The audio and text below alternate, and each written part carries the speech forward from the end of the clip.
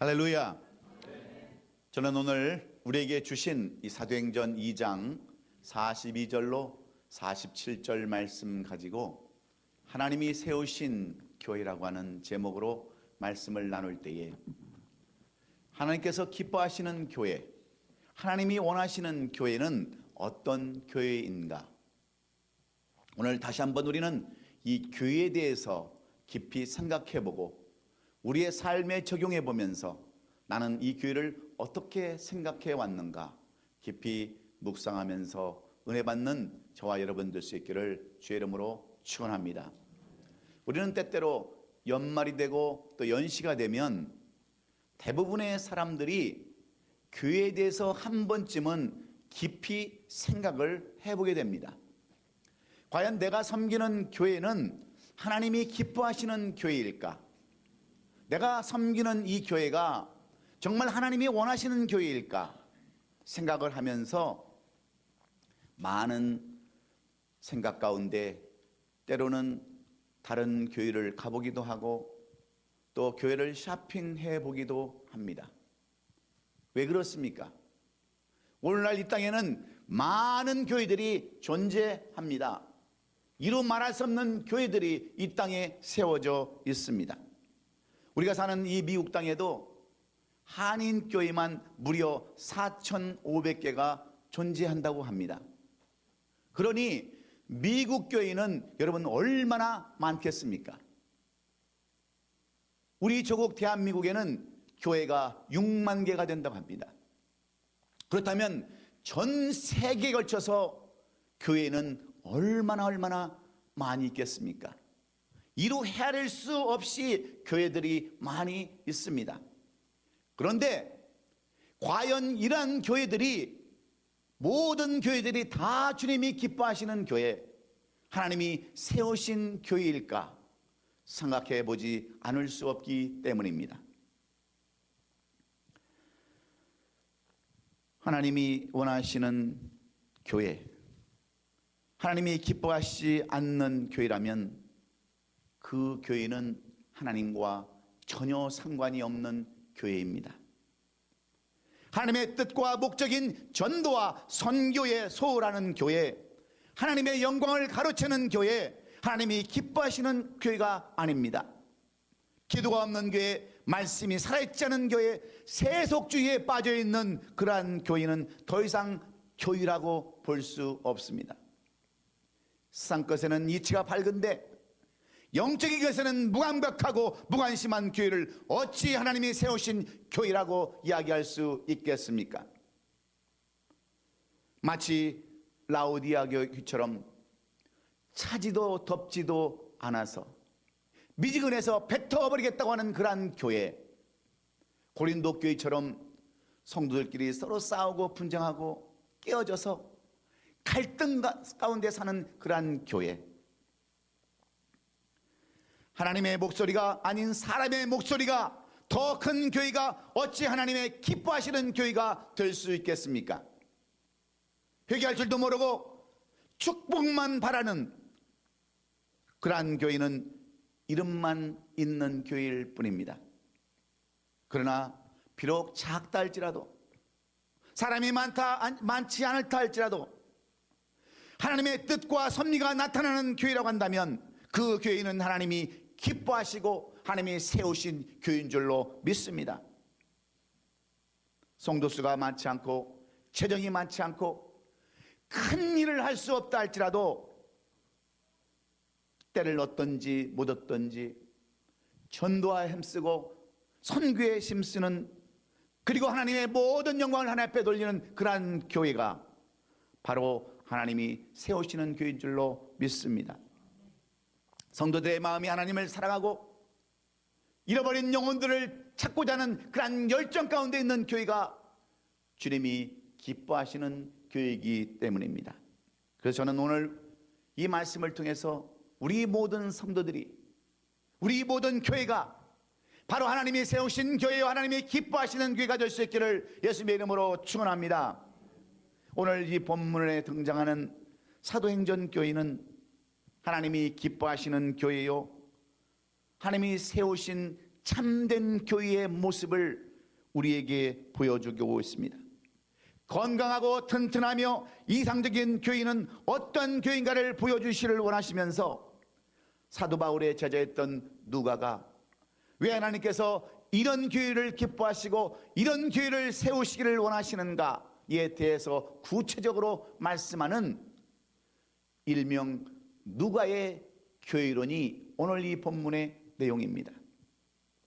오늘 시대에 그러면 사도행전 교회를 통해서 우리에게 주시고자 하시는 교회를 섬기고 또 교회를 신앙생활하는 우리에게 하나님이 세우시는 교회는 어떠한 교회인가를 우리가 다시 한번 깊이 생각하고 교회에 대해서 혹시나 잘못된 생각을 가지고 있거나 잘못된 마음으로 시험 들는 성도가 있다고 한다면 오늘 이 말씀을 붙잡고 다시 한번 교회가 어떤 교회인가, 하나님이 왜 세우셨는가, 무엇 때문에 세우셨는가, 우리가 왜 이 교회를 섬기고 있는가를 다시 한번 깊이 깨닫고 회개하며 이 교회에 대한 우리의 신앙을 새롭게 하는 저와 여러분 될 수 있기를 간절히 원합니다.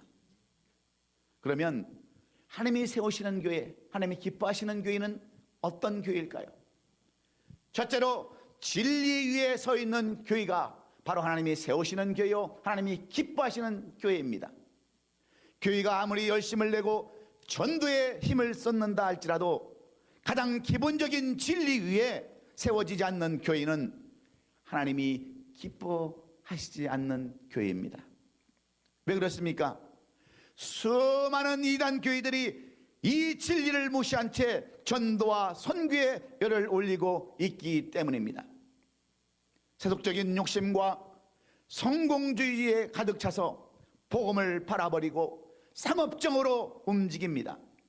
이익을 위해서는 그 어떤 것도 마다하지 않냐고 타협하는 교회들, 바로 이단들의 특징이기 때문입니다.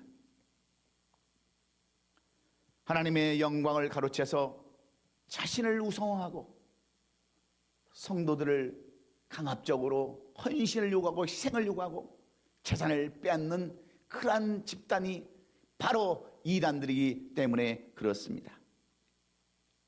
이런 교회가 그 아무리 열심을 낸들 어찌 하나님이 세우신 교회라고 말할 수 있겠습니까? 그런데 참으로 놀라운 사실은 오늘날 이 땅에는 이런 교회가 수없이 존재하고 있다는 안타까운 사실입니다. 그래서 오늘 본문에서 누가는 참된 교회의 모습, 그것이 과연 무엇인가를 보여주기 원하는데 오늘 본문 42절에 보면 사도의 가르침을 받았다라고 이렇게 기록하고 있습니다. 하나님께서 세우신 교회, 하나님께서 기뻐하시는 교회는 사도의 가르침을 받은 교회라고 말씀하고 있습니다. 여러분, 여기 사도라는 것은 무엇을 의미하는 것일까요? 예수님께서 이 땅에 오셔서 3년 반 동안 전국 복음을 전하실 때에 함께 같이 하고 말씀을 배웠던, 그리고 기도했던 그러한 제자들이 사도입니다. 이 예수 그리스도의 가르침을 따라서 최선을 다하고 열심을 다해서 그 말씀대로 살아가기를 원하는, 그리고 그 진리대로 살기를 원하는 사람들입니다. 그렇다면 사도들은 어떤 가르침으로 초대교회 성도들을 진리 가운데 인도하고 가르쳤을까요? 누가가 교훈하는 이 진리는 바로 이것입니다. 누가는 이 사도행전에서 예수님의 수제자였던 베드로를 언급하면서 사도행전 3장과 4장과 9장을 통해서 베드로가 끊임없이 예수 그리스도의 죽음과 부활하심을 증언하는 내용들로 기록해 놓았습니다. 예수만이 인간의 죄를 용서할 수 있고 예수만이 부활과 영원한 생명을 주신다고 하는 것을 우리가 볼 수 있습니다. 이 가르침은 베드로가 공부해서 얻은 것이 아닙니다.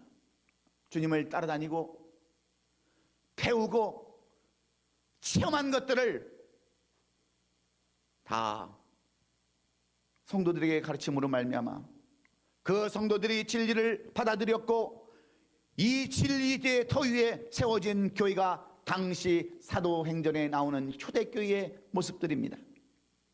예수만이 우리의 죄를 용서하시고 예수만이 우리를 구원하시고 예수만이 영원한 생명을 주신다고 하는 오직 예수의 신앙, 이것이 바로 기독교의 기본 진리인 줄로 믿습니다. 이 진리를 믿는 교회가 하나님이 세우시는 교회입니다. 그래서 어떤 것과도 그 누구와도 타협할 수 없는 것이 우리 기독교의 진리인 줄로 믿습니다. 사도행전 4장 12절에서 다른 이로서는 구원을 받을 수 없나니 천하 사람 중에 구원을 받을 만한 다른 이름을 우리에게 주신 일이 없음이라 하였던 그 말씀대로 초대교회 성도들은 이 진리의 믿음의 기초를 쌓고 이 신앙 위에 교회를 세웠습니다. 그런데 지금 이 시대의 우리 교회들은 어떻습니까? 포스트 모더니즘이라고 하는 그 허무주의, 이상주의의 변화를 받아서 다른 종교에도 구원이 있다고 하는 그러한 궤변과 사상이 오늘날 우리 기독교의 기초를 흔들고 있습니다. 다른 종교에도 얼마든지 구원이 있다고 하는 너그러운 마음을 갖기를 원하고 있습니다. 그러나 오늘날 기독교인들이 분명히 알아야 할 것, 중요시할 것이 있습니다. 기독교가 다른 종교에 대해서 마음을 여는 것 중요합니다. 다른 종교들과 대화하는 것 물론 중요합니다.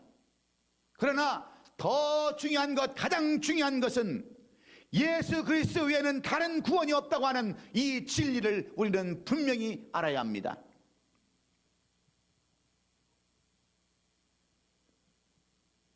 구원과 영생은 그 무엇으로도 타협할 수 없다고 하는 이 진리가 우리 가운데 기본적으로 있어야 되는 겁니다. 며칠 전 중앙일보에 종교적 차이, 죽음 앞에 무슨 의미가 있는가라고 하는 큰 타이틀이 제 눈을 번쩍 뜨게 했습니다. 종교적 차이, 죽음 앞에서 무슨 차이가 있는가라는 타이틀을 제가 그냥 넘어갈 수가 없어서 인터넷을 열었더니 이런 내용이 써 있습니다. 한국의 최순실 사건들로 인해서 박 대통령을 탄핵하고 하야한다고 하는 그러한 주장을 가지고 스님 한 분이 자기 온몸에 기름을 끼얹고 분신 자살을 했습니다. 그런데 이 스님을 위해서 LA에 있는 한 교회가 그 거룩한 죽음을 그냥 우리가 볼 수 있는가? 그래서 교회에 있는 의자를 다 치워버리고 거기다 분향소를 저렇게 설치를 했어요. 그리고 스님이 가서 그 분향단에 놓고 향을 피우면서 절을 하고 그 영혼을 달래주었습니다. 이 모습을 보면 얼마나 의롭고 얼마나 자애롭고 얼마나 정말 해야 할 그런 일들로 보입니까? 하나님의 교회, 거기서 스님들을 불러다 놓고 향을 피우고 거기서 절을 하고 있는 것이 과연 그 영혼을 위해서 무엇을 해줄 수 있을까요?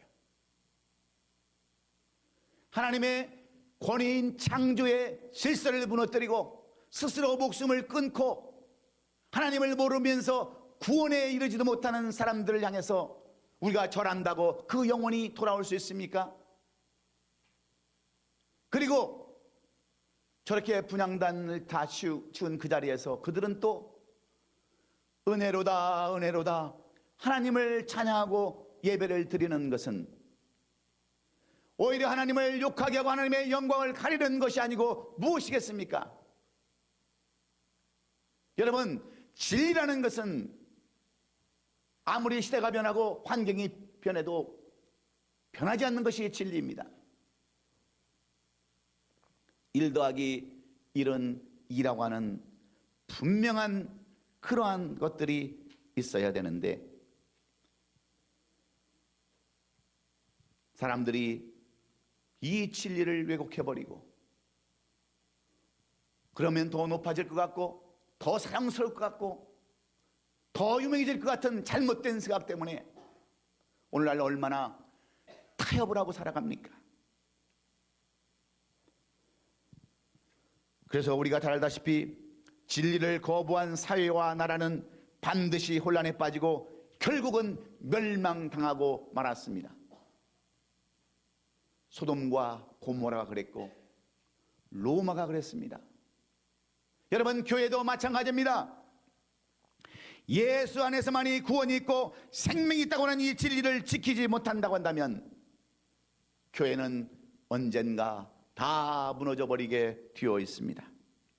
그러므로 초대교회 성도들은 예수로 구원받고 생명 얻는 이 진리를 지키기 위해서 목숨을 아끼지 않았습니다.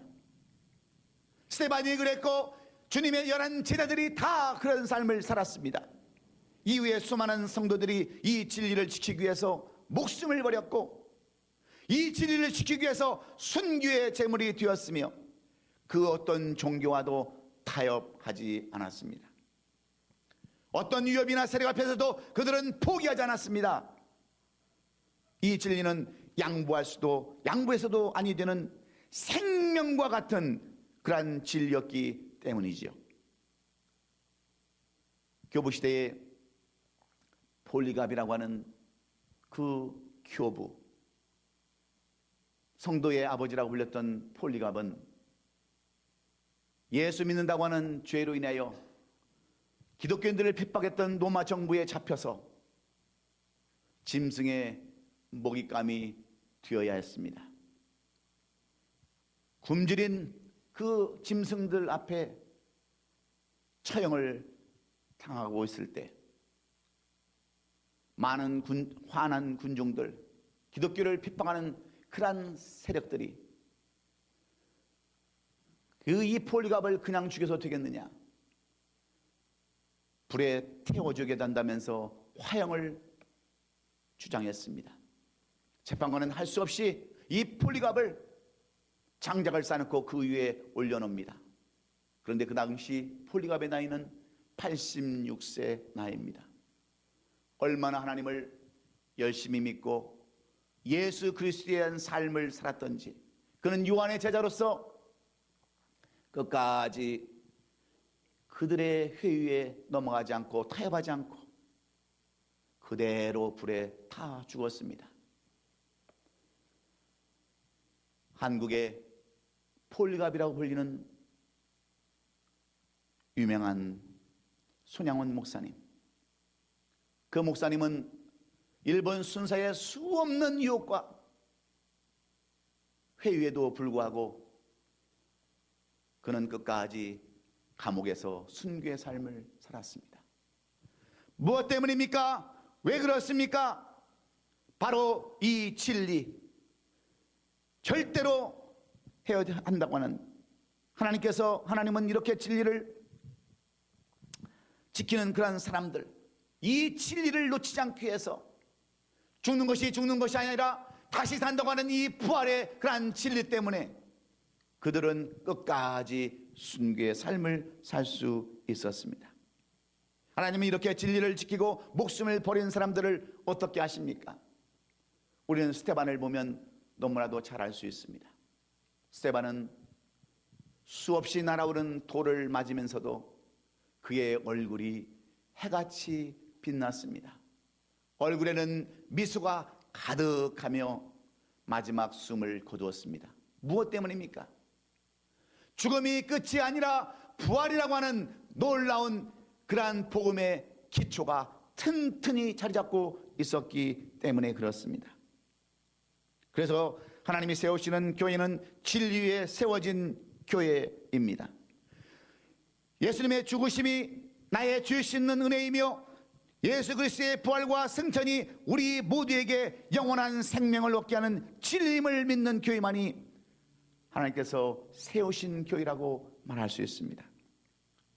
이런 진리를 어떻게 먹고 사는 것 때문에 우리가 여러분 바꿀 수 있겠습니까? 어떻게 조그마한 이익 때문에 이러한 진리를 여러분 타협할 수 있습니까? 직장과 사업 때문에 이러한 귀한 진리를 어떻게 바꿀 수 있겠습니까? 우리는 다 잃어버렸다 할지라도, 때는 넘어지고 쓰러지는 그런 삶을 산다 할지라도, 우리 가운데 이런 진리, 오직 예수밖에 없다고 하는, 오직 믿음밖에 없다고 하는 이러한 진리를 우리의 삶 가운데 여러분 가지고 산다면 그 어떤 환난도, 그 어떤 어려움도 이길 수 있는 줄로 믿습니다. 우리는 다 이 교회의 지체를 이루고 있는 한 지체들입니다. 우리가 이런 마음을 가지고 올바른 진리에서 오직 예수밖에 없다고 하는, 오직 부활신앙밖에 없다고 하는 그러한 삶으로 살아갈 때 우리에게는 하나님이 기뻐하시는 교회, 하나님이 세우시는 교회의 지체가 되는 줄로 믿습니다. 여러분 모두가 이러한 진리 가운데 굳게서는 저와 여러분 될 수 있기를 예수 그리스도의 이름으로 축원합니다. 두 번째로, 하나님이 세우시는 교회, 하나님이 기뻐하시는 교회는 어떠한 교회라고 누가는 자신의 이 교회론을 통해서 말씀할까요? 예수의 삶을 사는 성도들이 모인 교회를 하나님이 기뻐하시는 교회라, 하나님이 세우신 교회라 말씀하고 있습니다. 다시 말하면 예수 그리스도의 삶을 본받아서 실천하는 그러한 교회가 하나님께서 세우신 교회라는 말씀입니다. 하나님이 세우시는 교회는 진리만 고집하고 진리만 내세우는 것이 아닙니다. 하나님이 세우신 교회는 진리를 지키고 하나님의 삶을 실천하는 믿음의 공동체, 사랑의 공동체가 되어야 그것이 하나님이 원하시는 교회라는 것을 분명히 말씀합니다. 그래서 교회는 에클레시아, 불러 모은 사람들의 공동체라는 것을 우리는 알아야 합니다. 그런데 오늘날 많은 성도들이 예수 그리스도를 통해서 구원을 얻는다는 말은 다 믿지만 예수 그리스도의 사랑, 희생, 헌신, 섬김을 외면합니다. 그래서 사랑이 없고 희생이 없고 말뿐인 그리스도인으로 살아가기 때문에 오늘날 세상 사람들, 믿지 않는 불신자들이 얼마나 우리 기독교를 탄압하고 얼마나 우리 기독교를 욕하고 핍박하는 안타까운 삶을 살아가고 있습니까? 그러나 초대교회 성도들은 그러지 않았습니다. 그들은 예수 그리스도의 삶을 본받고 실천하며 살려고 얼마나 노력했는지 모릅니다. 오늘 본문 42절에 보면 그들은 서로 교제하고 떡을 뗐습니다. 서로 통용하고 나눠주며 성전에 모이기를 힘쓰고 기쁨과 순전한 마음으로 음식을 먹었다라고 누가가 이렇게 기록하고 있지 않습니까? 그들은 자기가 가진 것을 자기 것으로 여기지 않았습니다. 자기 것을 다 팔아서 가난한 이웃에게 나눠주고 서로 교제하고 떡을 떼고 그 다음에 서로 필요를 나눠주면서 성전에 모여서 모이는 그런 아름다운 공동체를 이어갔다고 하는 것이 사도행전 교회의 모습입니다. 그들의 머릿속엔 진리를 심었고 가슴 속에는 예수 그리스도의 삶이 살아 쉼쉬고 있었습니다. 그러면 우리 성도들은 초대교회의 가르침뿐만 아니라 그들의 삶도 본받아야 될 줄로 압니다. 그래야 진리가 지켜지고 예수 그리스도의 향기가 나타날 수 있습니다. 초대교회는 언제나 진실과 사랑과 충성과 헌신의 수준 높은 그리스도의 삶을 살아갔기에 오늘날까지도 이 기독교가 전해져 올 수 있고 세상을 밝히는 등불로 남아 있는 것입니다.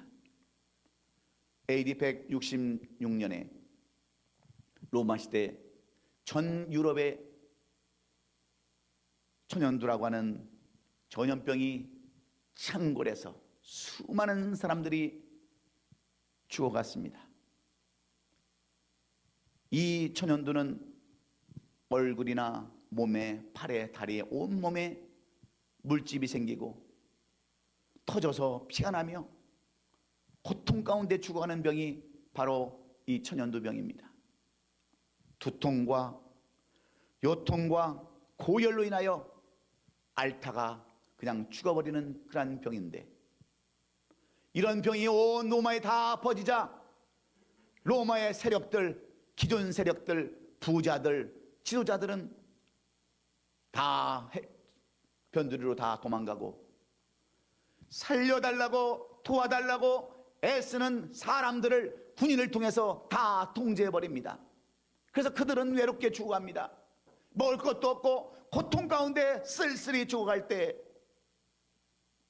그들을 향해 달려 들어간 사람들이 있었는데, 그 사람들이 바로 초대교회 사람들입니다. 고통 가운데 외롭게 죽어가는 그들을 위로하고 먹을 것을 갖다 주고 그들을 위해서 위로를 해줬을 때, 기독교인들도 많이 그 병에 전염되어서 수없이 죽었습니다. 그러나 그리스도인들의 수는 결코 줄지 않았습니다. 왜 그렇습니까?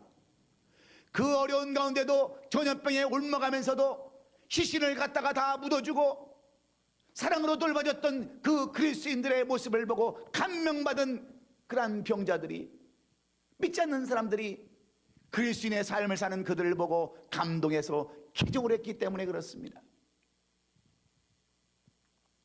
그리스도인들이 그리스도의 가르침을 실천함으로 기독교의 모든 예상을 다 합고 마침내 로마를 지배하는 크로보로까지 성장했습니다. 이것이 하나님이 세우시는 교회의 특징인 줄로 믿으시면 아멘 하십시다. 세상이 포기하고 나라가 포기한 일을 죽음도 불사하고 두려워하지 않은 채 참사랑으로 다가갔을 때 기독교는 유럽에 신선한 충격을 안겨주게 된 것입니다. 그것은 죽어도 죽는 것이 아니라 다시 산다고 하는 부활신앙의 확신에서 비롯된 믿음 때문이요, 그런 믿음에서 예수 그리스도의 사랑을 실천했기 때문입니다. 사랑하는 성도 여러분, 하나님이 세우시는 교회는 세상이 실천할 수 없는 것을 교회가 보여줄 때 비로소 복음이 전파될 뿐만 아니라 교회다운 교회, 아름다운 교회가 세워지는 줄로 믿습니다.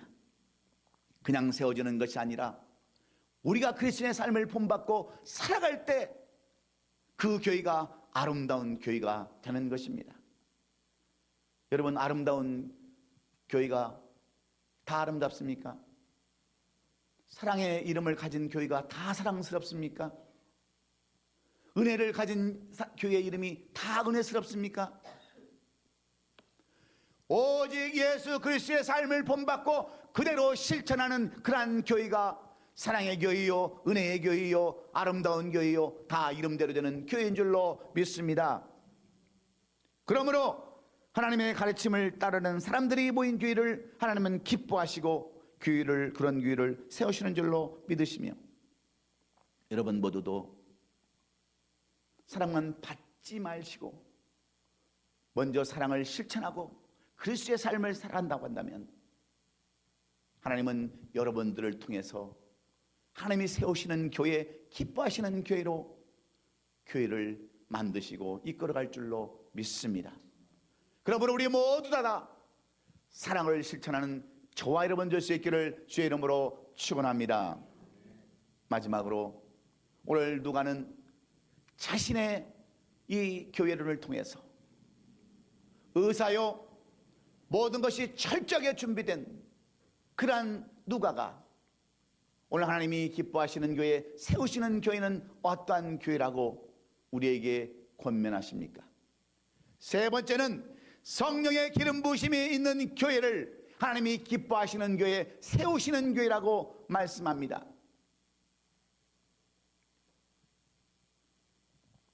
다시 말씀드리면 성령이 충만한 교회, 그러한 교회를 하나님이 세우시기를 원하십니다. 앞서 말씀드린 것 같이 이름은 있으나 냉랭한 교회, 죽어있는 교회, 즉 세상을 향하여 무기력한 교회는 하나님이 기뻐하시는 교회가 될 수 없습니다. 전도의 힘도 약하고 진리를 지키는 것도 약하고 그리스도의 사랑을 실천하는 것도 약해서 이름만 있는 교회는 살아있으나 죽은 교회와 무엇이 다를 바가 있겠습니까? 교회가 할 일이 있어도 하지 못하고 무기력한 모습만 보이는 교회는 또한 죽은 교회와 같습니다. 기독교의 특징은 기도하고 말씀 듣고 찬양하며 하나님께 예배하는 것인데, 그렇지 못한다고 한다면 어찌 교회를 교회라고 이야기할 수 있을까요? 그런데 초대교회 성도들은 무서운 존재들이었습니다. 배운 것도 없고 가진 것도 없고 나타날 만한 것도 하나도 없었지만 그들은 세상의 도리요 무서운 존재가 된 것은 그들 속에 바로 성령의 기름 부음이 나타났기 때문입니다. 성령의 충만함이 그들 가운데 있었기 때문입니다. 왜 그렇습니까? 왜 그들에게는 성령의 기름 부음이 있었을까요? 42절에 보면 그들이 오로지 기도하기를 힘썼기 때문에 그렇습니다. 46절로 이제 44절부터 6절에 보면 날마다 마음을 같이하여 성전에 모이기를 힘썼기 때문에 그렇습니다. 교제하고 찬송하고 예배하는 가운데 그들은 성령의 기름 부음을 받았습니다. 많은 500명의 문도들이 마가의 다락방에 모여서 함께 힘쓰고 애쓰고 기도했을 때 하늘에서 불 같은 것이 내리고 성령의 기름 부음이 역사함으로 말미암아 많은 사람들이 쓰임을 받았던 것은 그들이 기름 부음을 받았기 때문에 그렇습니다. 여러분, 주님을 3번이나 부인하고 배반했던 베드로, 주님이 십자가에 달려 돌아가시자 자기 고향으로 돌아가서 고기를 잡던 베드로, 이런 베드로가 안진뱅이를 고치고 수많은 제사장들 앞에서 많은 성도들 앞에서 예수 그리스도를 증거할 수 있었던 그러한 능력이 어디에서 나왔어요? 바로 이 성령의 기름 부으심이 있을 때 그는 이런 위대한 역사를 그는 할 수 있었습니다. 여러분, 빌립이 어찌 내시에게 복음을 전해서 그 이디페를 국가적인 그러한 기독교로 만들 수 있었습니까? 바로 이 기름 부으심 때문에 그렇습니다. 성령의 충만함을 받았기 때문입니다. 그래서 예루살렘 교회에서 집사를 뽑을 때는 여러분, 배경을 보지 않았습니다. 학벌을 보지 않았습니다. 물질을 보지 않았습니다. 그 사람이 성령을 받았느냐 안 받았느냐, 성령을 충만히 받았느냐 안 받았느냐로 집사를 뽑아서 초대교회는 엄청난 일들을 이루었습니다. 누가 시키지 않았는데도 자발적으로 그들은 모여서 하나님을 찬양하고 경배했습니다. 누가 권하지도 않았는데 그들은 서로 교제하며 교회의 아름다운 공동체를 이루어갔습니다. 이런 역사는 바로 예수님이 손수 본보이신 그러한 역사입니다. 사도행전 10장 38절에 보면 하나님이 나사렛 예수에게 성령과 능력을 기름 붓듯 하셨음에 그가 두루다니시며 선한 일을 행하시고 마귀에게 들린 모든 사람을 고치셨으니 이는 하나님이 함께 하셨습니다. 할렐루야! 예수님께서도 기름 부으심을 받으신 이후에 얼마나 많은 역사들을 이루셨습니까? 예수님의 사역은 곧 기름 부음의 사역이었다고 하는 말씀입니다. 사랑하는 성도 여러분, 그 아무리 우리가 목표를 세우고 결단하면서 이 한 해를 살아간다 할지라도 때로는 우리에게 여러 가지 환난과 고통이 몰려옵니다. 뭔가 새해는 열심히 살아보려고, 열심히 헌신해보려고 애쓰고 여러분 힘쓰지만 왜 오래 못 갑니까? 밥 하나 하는 것 가지고 왜 나만 맨날 해야 돼?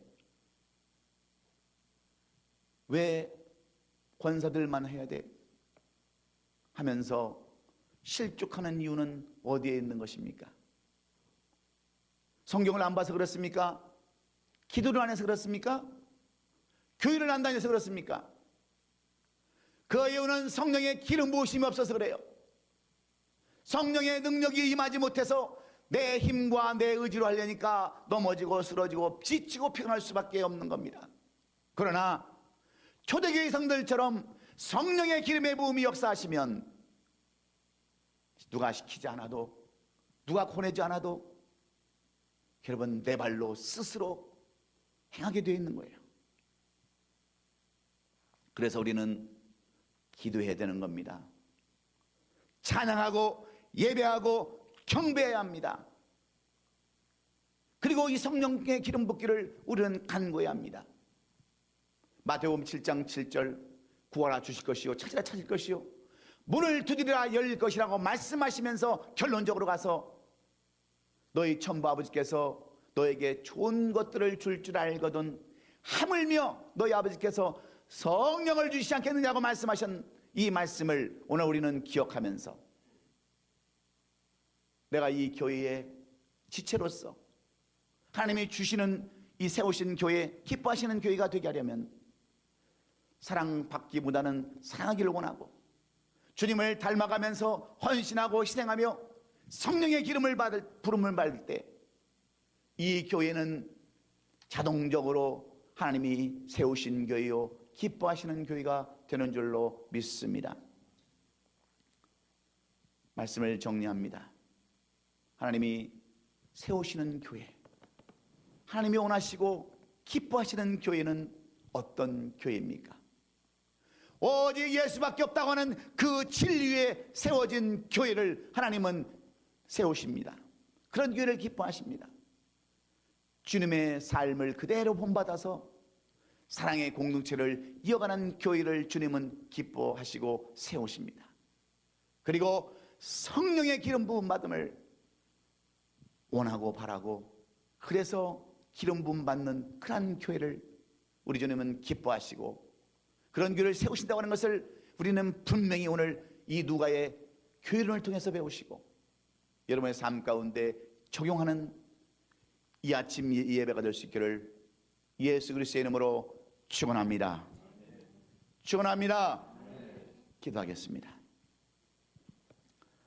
사랑하는 성도 여러분, 여러분은 이 사도행전 2장 42절로 47절 말씀 사도행전 교회를 통해서